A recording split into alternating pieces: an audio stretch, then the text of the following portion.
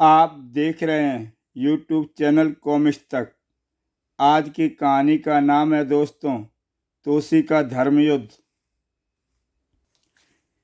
इच्छाधारी नाग तोसी का शत्रु शिखंडी सर्पदेश का राजा बन चुका था। अपने पूर्वजों के वचनों से वह बंधे शेषनाग ने वामन राक्षस के पुत्र शिखंडी को राजपाट सौंप दिया। नाग बाबा सर्पदेश के राज सिंहासन के प्रति समर्पित थे।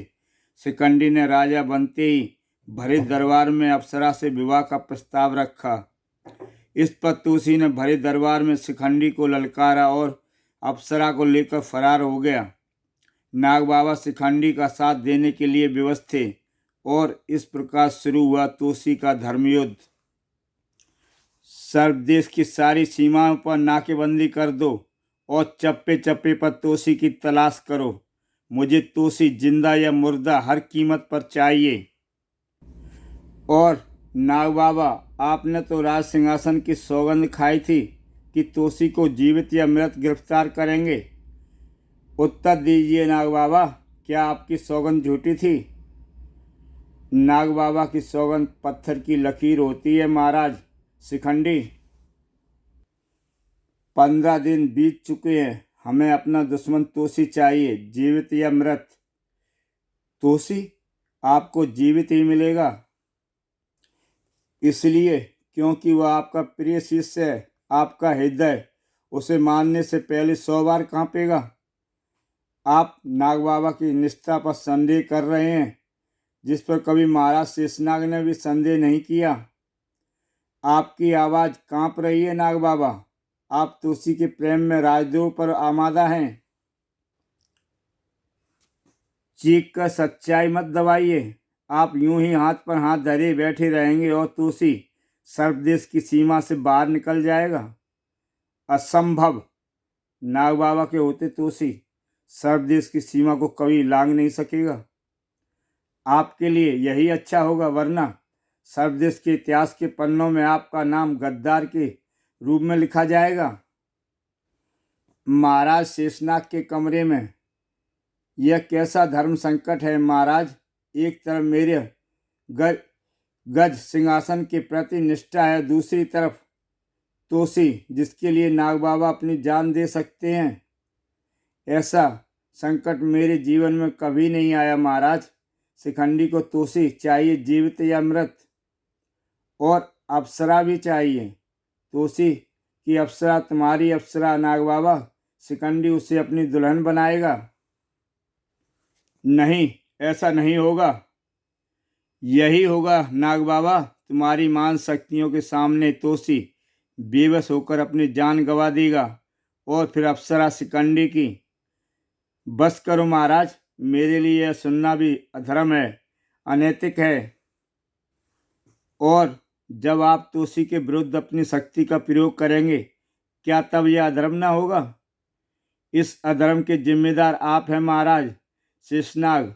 आपके कारण ही शिखंडी जैसा अधर्मी सर्पदेश का राजा बना। हम अपनी माता को दिए गए वचनों से बंधे हुए थे, और नाग बाबा वह भी तो राज सिंहासन से बंधा हुआ है। तो क्या तुम तोसी को मार डालोगे? अधर्मी का साथ दोगे तुम?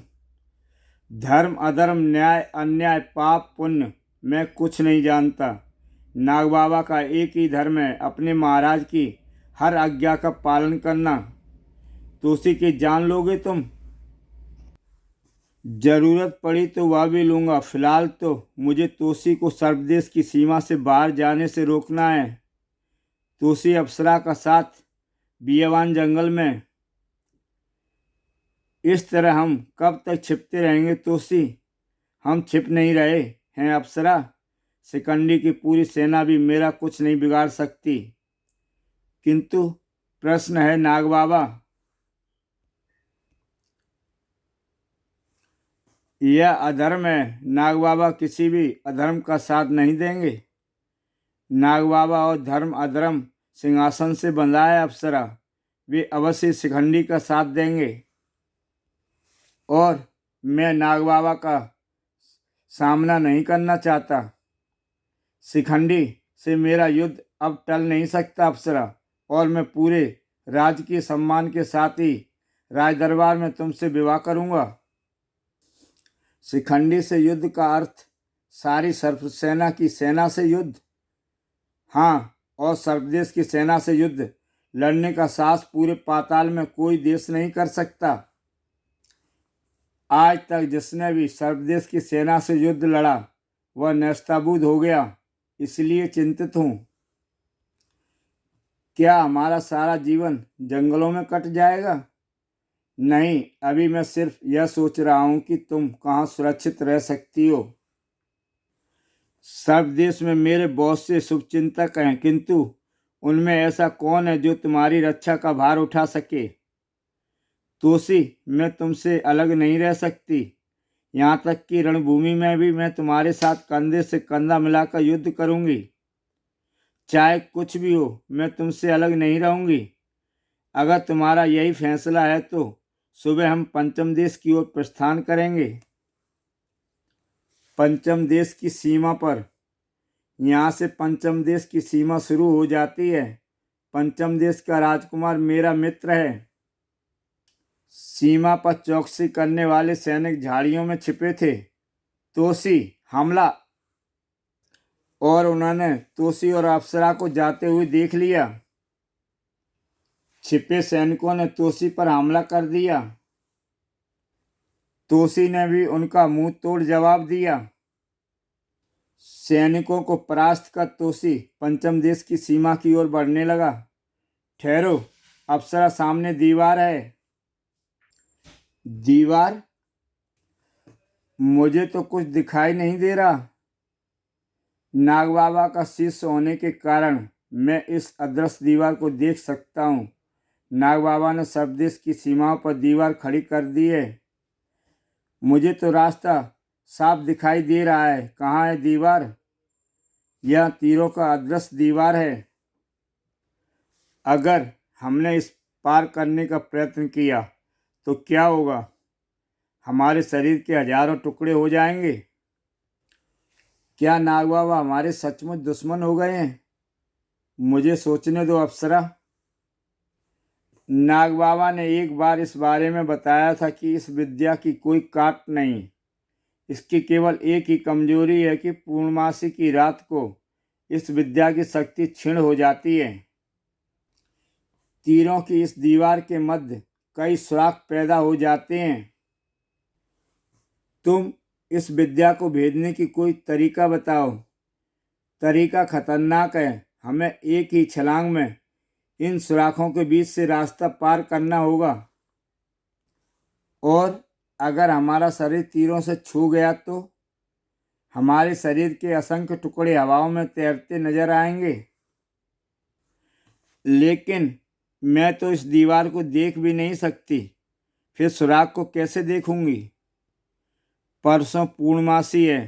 तुम मेरी पीठ से लिपटकर सुराख के बीच सीमा को पार करोगी। हमारी जान जा सकती है तोसी। परवाह नहीं, जीना साथ है तो मरना भी साथ होगा। और फिर 2 दिन बाद पूर्णमासी की चांदनी रात को मेरी पीठ पर आ जाओ अप्सरा। तुम मुझसे कितना प्यार करते हो तोसी? प्यार के आगे भगवान को भी झुकना पड़ता है। हम सकुशल सर्पदेश की सीमा को पार करेंगे। तोसी और अप्सरा ने सर्प रूप धारण किया और सुराख में छलांग लगाकर पार कर दिया। सीमा पार। क्या हुआ अप्सरा? तुम्हारे शरीर से खून? मुझे तुम्हारे इस पवित्र खून की सौगंध है। मैं शिखंडी को जीवित नहीं छोड़ूंगा। यूं ही चोट लग गई, मैं ठीक हूँ। तोसी पंचम देश में राजकीय अतिथि बन गया। मित्र तोसी, पंचम देश को यदि तुम जैसा महाबली मिल जाए तो हमारा देश पाताल का सबसे शक्तिशाली देश कहला जाएगा। हे राजकुमार, अभी तो सर्वदेश को शिखंडी के अत्याचारों से मुक्त कराने का लक्ष्य है। सर्वदेश की सूचना कुछ अच्छी नहीं है। हमें पता चला है कि सर्वदेश ने तुम्हें बागी करार दिया है। हाँ, यह सच है। और पंचम देश ने मुझे शरण दी है, इसका अर्थ समझते हो मित्र? हाँ, किंतु मित्रता और शरणगत के लिए पंचम देश का बच्चा बच्चा भी बलिदान देने को हमेशा तत्पर रहता है। उधर शिखंडी का गुप्तचर दरबार में खबर लेकर पहुंचा। क्या खबर है? तोसी पंचम देश में है। पंचम देश ने तोसी का राजकीय अतिथि बना दिया है। गुप्तचर ने शिखंडी को सारी सूचना दी।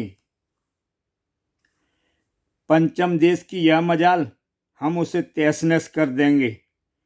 पंचम देश हमारा मित्र देश है।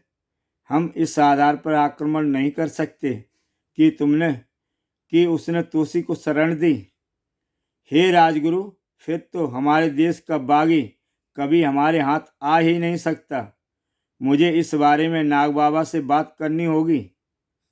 शिखंडी नाग बाबा के आश्रम में। आपके लिए लज्जा की बात है, तोसी सर्पदेश की सीमा को लांघकर चला गया। मेरी विद्या को पहली बार किसी ने यूं तोड़ा है। तोड़ा है?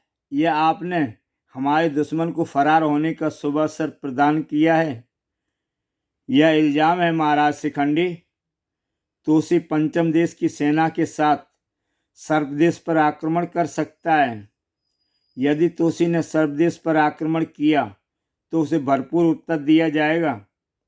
बिना यूं ही लड़े हम तोसी को पंचम देश से हासिल नहीं कर सकते।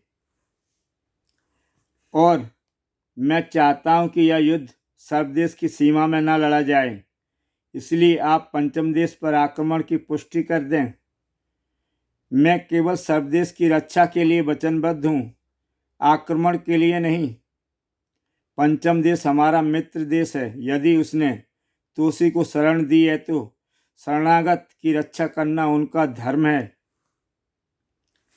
अगर सर्पदेश ने अपने पड़ोसी देश पर हमले शुरू कर दिए तो सर्पदेश अत्याचारी देश कहलाएगा और सर्पदेश की मान मर्यादा समाप्त हो जाएगी। शिखंडी नागबाबा को पंचम देश पर आक्रमण के लिए तैयार न कर सका। किसी तरह ऐसी चाल चली जाए कि तोसी पंचम देश की सेना के साथ हम पर आक्रमण कर दे। एक रात शिखंडी सर्पदेश के कारागार में पहुंचा। हम कारागार के सबसे खूंखार कैदी कोबरा से इसी वक्त मिलना चाहते हैं। जो आज्ञा महाराज। शिखंडी को डाकू कोबरा की काल कोठी में ले जाया गया। अब तुम जाओ, हम इनसे अकेले में बात करेंगे। शिखंडी, तुम यहाँ क्या? तुम्हें भी सजा हो गई है? नहीं कोबरा, हम सर्पदेश के राजा बन गए हैं। सर्पदेश के राजा और महाराज शेषनाग? उनके दिन पूरे हो चुके। अब काम की बात सुनो। हम तुम्हारी सारी सजा माफ कर देंगे, किंतु तुम्हें हमारा एक काम करना होगा। बोलिए महाराज। पंचम देश में डाके डालो और उसे कंगाल बना दो। सारा धन लूटकर हमारे खजाने में पहुंचा दो। सर्पदेश की सेना डाकुओं का भेष में तुम्हारे साथ होगी। मैं तैयार हूँ। इस तरह शिखंडी डाकू कोबरा से जा मिला। डाकू कोबरा की सजा माफ कर दी गई और कोबरा डाकू ने पंचम देश पर धावा बोल दिया। लूटपाट, डाके जली कोबरा का साथ गुप्त रूप से सर्पदेश के प्रशिक्षित योद्धा कर रहे थे। अब सर्पदेश के कुछ सैनिक डाकू बनकर डाकू कोबरा का साथ दे रहे थे। यह खबर जब पंचम देश के राजा ने तोसी को सुनाई, यह डाकू कोबरा कौन है? इसने तो कुछ ही दिनों में पंचम देश का आधा खजाना लूट लिया। डाकू कोबरा सर्पदेश का डाकू है जो कारागार में था। उसे कारागार से मुक्त करने वाला वर्तमान राजा ही हो सकता है। आज रात मैं कोबरा को घेर लूँगा। मुझे पता चला है कि वह सरकारी खजाने पर डाका डालने वाला है। कोबरा डाकू ने सरकारी खजाने पर रात को धावा मारा। लूट लो, यह सरकारी खजाना है। ले चलो यह बक्सा। रास्ते में चलते चलते, सरदार, इस बक्से का वजन बढ़ता जा रहा है। हैं? ठहरो, इसे खोलकर देखो, कहीं हमारे साथ कोई धोखा तो नहीं हो गया। और जब जैसे ही उन्होंने बक्सा खोला, हाँ हाँ, मैं हूँ इच्छाधारी तोसी। फिर तोसी ने डाकू कोबरा की अच्छी खबर ली। तबीयत भर के तोसी गिद्ध बन गया।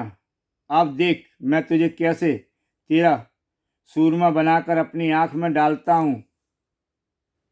साय, मुझे छोड़ दे तोसी। शिखंडी ने मुझे इस काम के लिए तैयार किया था। यह बात तुझे पंचम के भरे दरबार में कहनी होगी। तोसी ने कोबरा को बंदी बनाकर दरबार में पेश किया।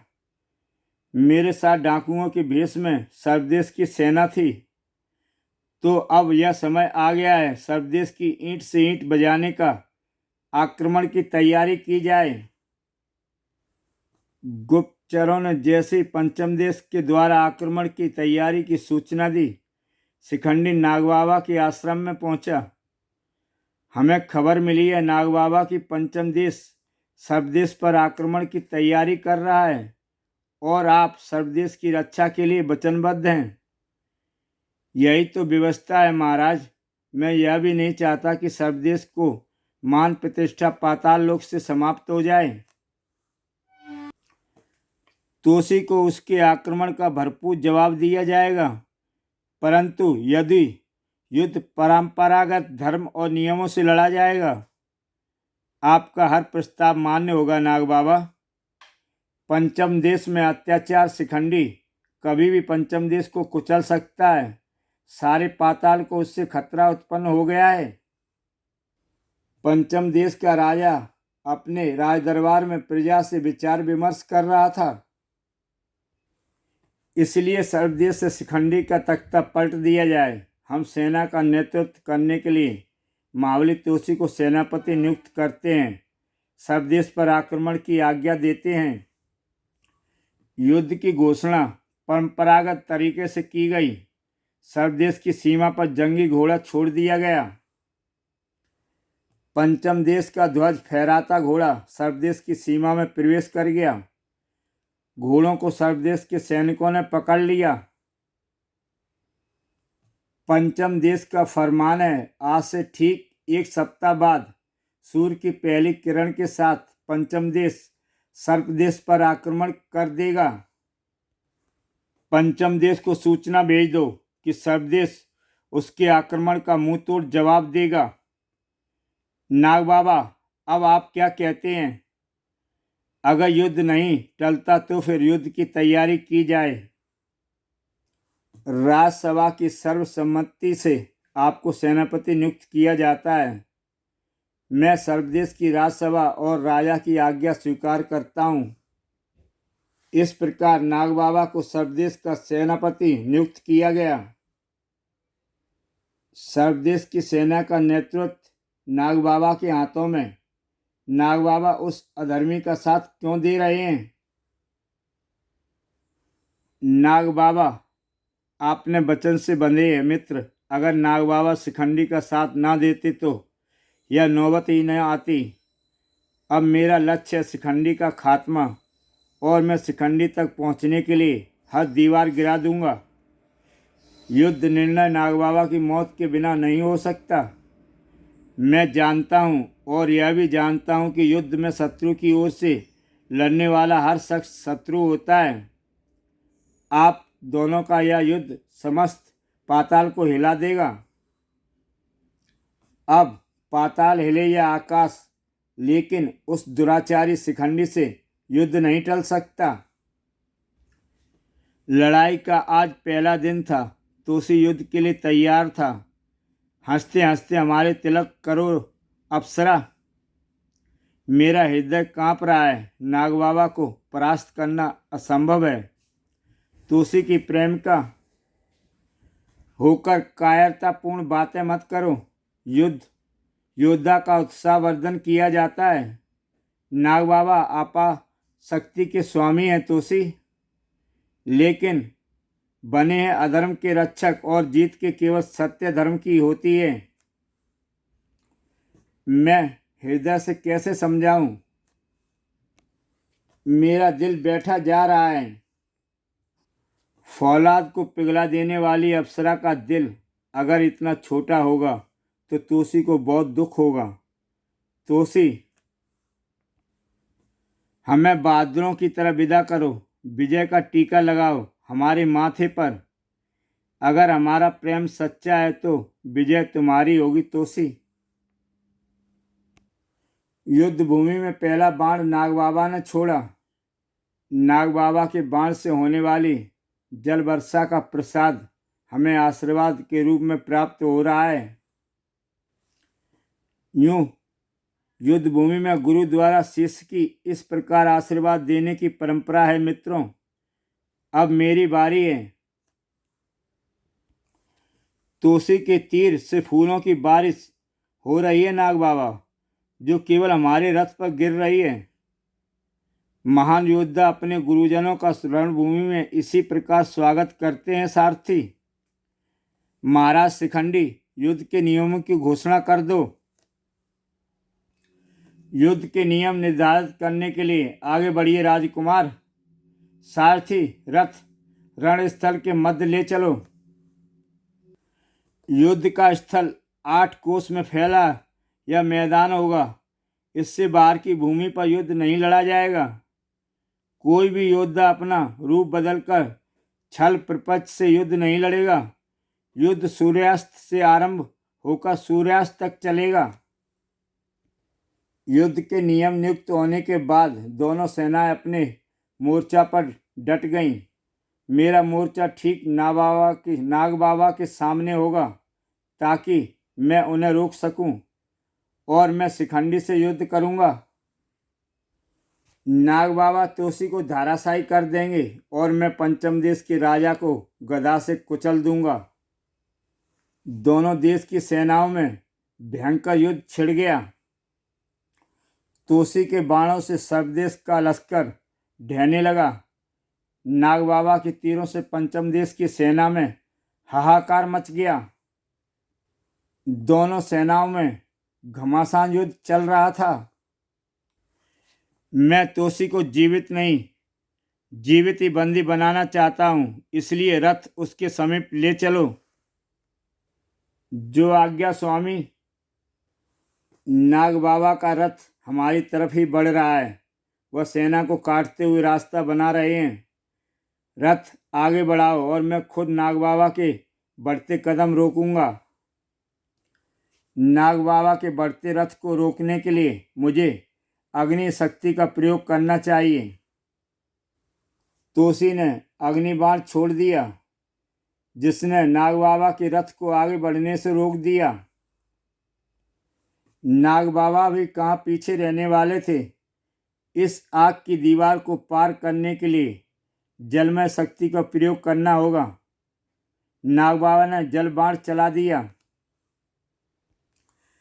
ओह, जलभेदी बाण से आग बुझाई जा रही है। इससे पहले कि आग पूरी तरह बुझ सके मुझे रथ पहिए से उखाड़ देने चाहिए। तोसी ने नाग बाबा के रथ के पहियों पर तीर चला दिया। नाग बाबा का रथ पहियों के बगैर जमीन पर आ गिरा। तभी नाग बाबा ने अपने सेवक कालू जिन को याद किया। कालू जिन अपनी जिन वाली ताकत का प्रयोग करके तुरंत रथ के पहियों को जोड़ो। कालू जिन ने जैसे ही रथ के पहिए जोड़े वैसे ही सावधान तोसी। नाग बाबा ने धनुष पर बाण चढ़ाए और छोड़ दिए। आकाश से बड़े बड़े शोले बरसने लगे। नाग बाबा तीरों की बौछार करते हुए तोसी के पास पहुंचे रहे थे और उन्होंने तोसी का धनुष भी तोड़ दिया। अगले ही बाण से तोसी का रथ भी धराशायी कर दिया। तोसी का रथ टुकड़े टुकड़े में बिखर गया। ओह, नाग बाबा के तीरों की बौछार ने मेरे रथ के टुकड़े टुकड़े कर दिए।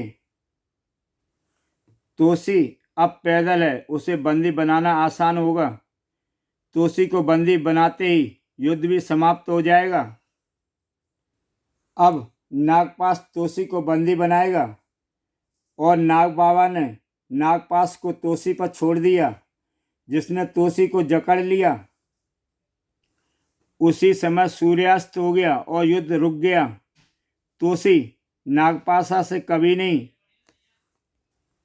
मुक्त नहीं हो पाएगा। सुबह युद्ध शुरू होते ही मैं उसे बंदी बना लूंगा। हा हा हा। नाग बाबा, नागपाशा तो देवता भी नहीं तोड़ सकते। अब तोसी मेरी मुट्ठी में होगा, अप्सरा मेरी होगी। पंचम देश के कैंप में जैसे ही यह दुखद समाचार पहुंचा, नहीं, मैंने तुम्हें पहले ही आगाह किया था तोसी, नाग बाबा की शक्ति से टकराना आसान काम नहीं है। नाग बाबा भी हमारे प्रेम के दुश्मन हो गए, एक अन्यायी और अत्याचारी का साथ दे रहे हैं। नाग बाबा का नागपाश कोई नहीं तोड़ सकता, कोई नहीं। तोसी मेरे देवता, मुझे माफ़ कर देना।